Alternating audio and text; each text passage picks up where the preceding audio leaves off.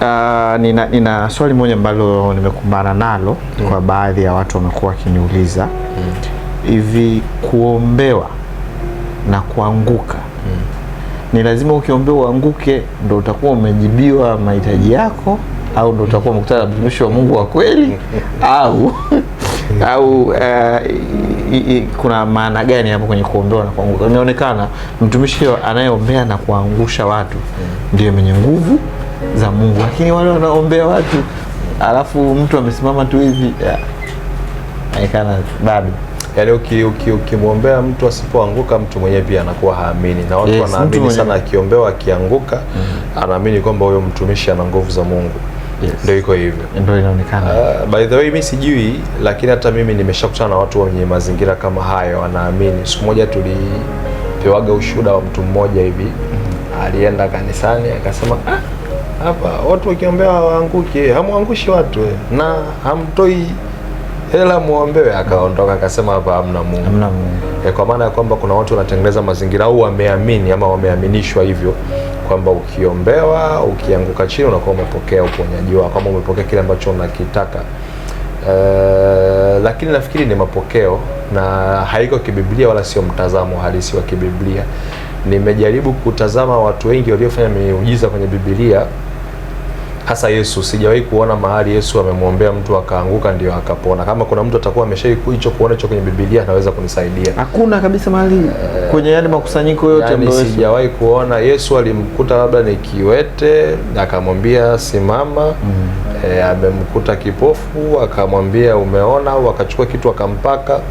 Sijaona sehemu ambapo Yesu alikuwa na makutano akaletewa watu akawaombea wakawa wanaanguka alafu akapokea. Kwani nini kinamwangusha mtu? Sasa kibibilia kuna tofauti ya namna ambavyo watu walishawahi kuanguka. Kwenye Biblia kuna watu ambao walianguka na walianguka kwa sababu ya zile nguvu za Mungu zilivyokuwepo. Kwa hiyo nguvu za Mungu zikiwa mahali kweli zinaweza zikamwangusha mtu. Lakini nguvu za Mungu zinaweza zikaangusha. Zinaweza, sio tafsiri ya mtu kupokea uponyaji. Kwa mfano, wakati Yesu anataka kukamatwa, wale askari walivyokuja walianguka mara 3, kwa maana ya kwamba pale Yesu alikuwa ama ule uungu bado ulikuwa ndani yake, ilikuwa sio rahisi kukamatwa. Kwa hiyo ni mpaka ajitishe, alikubali kwanza alafu ndio wakafanyaje wakamkamata. Lakini pia ukisoma kwenye Biblia, Sauli ambaye ni mtume Paulo, Sauli ambaye ni Paulo baadaye, kuna wakati alipoisikia sauti ya Mungu alitetemeka alafu akafanyaje akaanguka.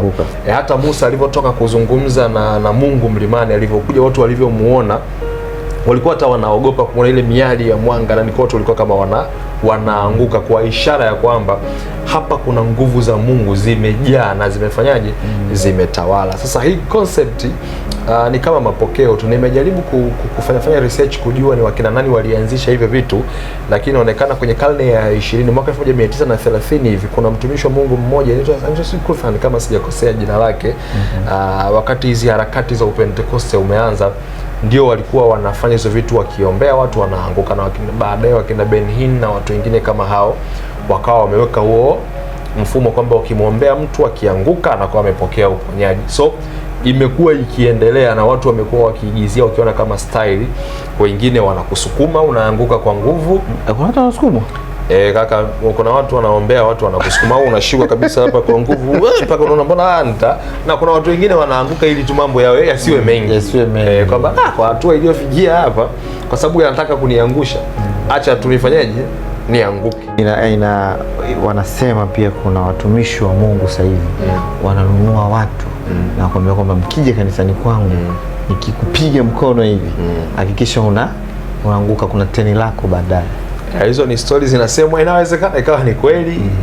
Yaani hapa kuna mambo mawili, nguvu za Mungu zinaweza kuwepo na ishara kama hizo zikafanyika, lakini pia kuna maigizo yanafanyika. Mimi kitu ambacho waga nataka mtu anielewe ni kinachofanyika. Je, kinamtukuza Mungu? Mfano, mtumishi anafanya kama anapiga kitu mtama, alafu mtu anaanguka kule. Hicho kitu kinamtukuza Mungu? Yaani kinamtukuzaje Mungu wewe kupiga mtu mtama au unamchezesha mtu unafanya hivi naye anafanya hivyo? Yaani hicho kitu kinaleta utukufu kwa Mungu. Wanasema ni wanavyofanya vile. Nimewahi kuzungumza na baadhi ya watumishi wa Mungu kwamba wanavyofanya vile wanaonyesha namna ambavyo Mungu amejaa ndani yao, kwa hiyo wanaweza kufanya chochote kile Mungu anacho. Ili iweje? Kwa sababu yaani ukumbuke vyovyote ambavyo nataka kuvifanya iwe kwa ajili ya utukufu wa Mungu. Yesu kuna siku moja aliulizwa nafikiri ni mtu alikuwa ni kipofu wanafunzi wake wakamuuliza ni nani mwenye dhambi kati ya huyu au Yesu akasema alikutana na kipofu. Yes, akamwambia ili utukufu wa Mungu ufanyaje? Udhihirike. Kwamba mambo ya huyu hana dhambi wala wazazi wake ila amewekwa hivi ili utukufu wa Mungu ufanyaje? Na akaponywa yule mtu. Chochote mtu anachokifanya mbele ni mtumishi wa Mungu lazima kilete utukufu kwa Mungu. Yaani lazima kiwe kinaleta utukufu kwa Mungu.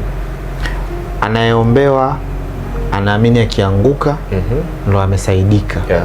Anayeombea anaamini pia akiangusha ndo anawafanya wengi wamwamini kwamba ni mtu halisi wa Mungu. Zungumza nao wote kwa pamoja. Of course Biblia inasema watu wangu wanaangamizwa kwa kukosa maarifa.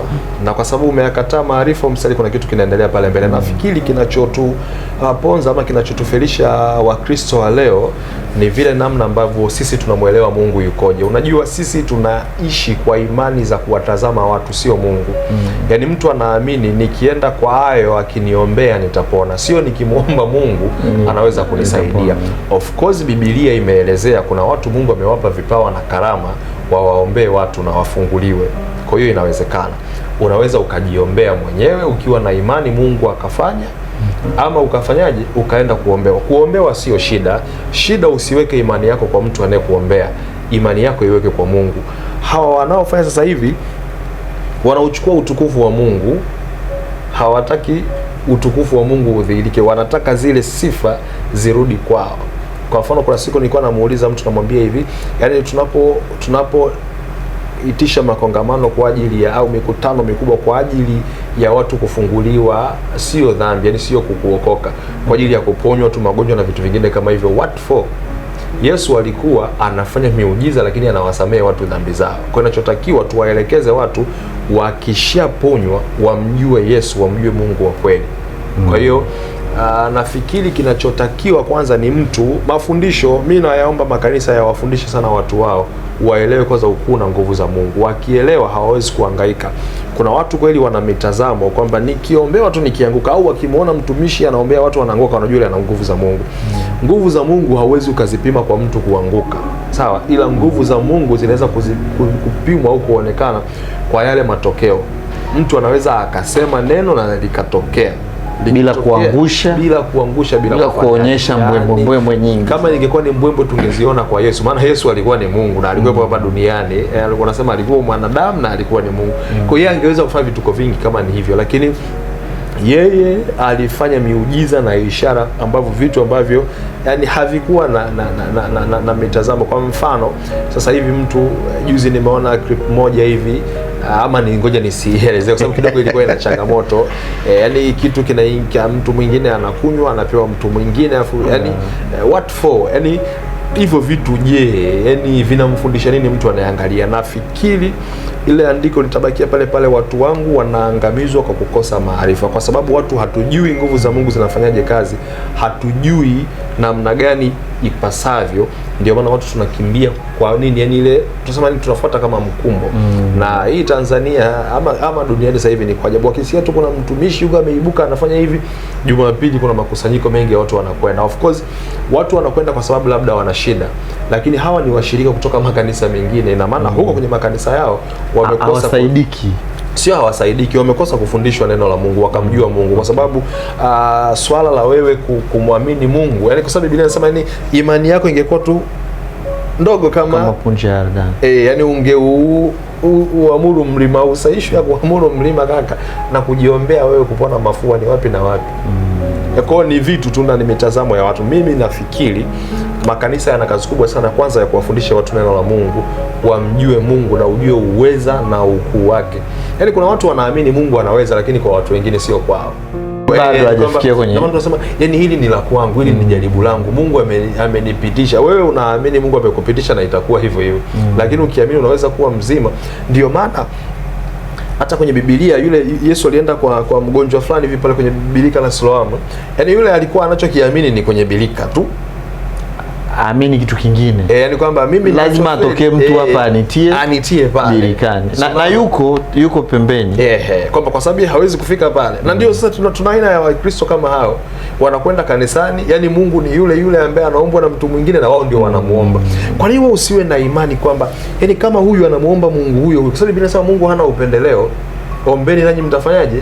Mtapewa. Yani kama unakiomba kwa ajili ya utukufu wa Mungu kinafanyika. Ila kama unakiomba kwa ajili ya matakwa yako wewe mwenyewe binafsi, Mungu hawezi kukupa. Na sio kila mahali panapofanyika muujiza ni muujiza unatoka kwa Mungu. Mara nyingi sana napenda kuisema hiyo. Yani unaweza ukaona mahali muujiza umefanyika lakini sio kwa Mungu. Wewe unachotakiwa kujaribu kutazama ni namna ya ule muujiza unavyofanyika. Angalia hili jambo linamtukuza Mungu. Nakupa changamoto moja, maana haya mambo yanaenda pamoja, kutabiri na nini. Mtu akitabiri kwa habari sijui ya labda ya mpira wa miguu, hicho kitu kinaleta utukufu kwa Mungu? Kama ni mambo ya kibinadamu tu ya kawaida, kwa sababu vitu unavyovifanya vinatakiwa vilete utukufu kwa Mungu. Yaani mimi leo nikiwa nabii ambaye ninatabiri kwamba sijui Simba atakwenda atachukua kombe, afu hata Taifa asipochukua au hata akichukua, unaonyesha Mungu ameshindwa. Yani Mungu ameshindwa. Au je akichukua, hicho kitu kinaleta utukufu? Sababu sio swala la kiroho lile. Sio swala la kiroho. Swala ambalo mambo ya kawaida ya maisha. Kwa hiyo hata vitu vinavyozungumzwa tuviangalie. Yaani watu wamekaa kanisani siku nzima wanasubiri nabii atabiri kwa habari ya michezo ambayo inachezwa huko. Ni ili nabii apate umaarufu, apate followers wengi kwenye mitandao ya kijamii au Mungu atukuzwe. Mimi nafikiri kuna kazi kubwa ya kufanya na ya kujiuliza.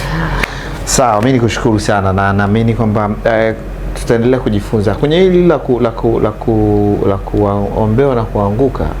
Kwa sehemu inayofuata tutakuja kuzungumza. Kuna lingine ambalo linazaliwa hapa ambalo limewachukua sana watu wengi pia, na wengi imani zao wameacha kuziweka kwa Mungu, wameziweka kwa wanaosema kwamba tunamtumikia Mungu au tunafanya hivi kwa ajili ya Mungu. Mtazamaji, mimi nikushukuru sana. Kama unajifunza kitu, hakikisha kwamba unaendelea kutujuza kwamba ni kitu gani ambacho unajifunza, lakini pia kama una swali usiache kutuma swali lako kwa ajili ya kuweza kupatiwa majibu sahihi. Endelea kujifunza kitu. Mpaka wakati mwingine tena. Bye bye.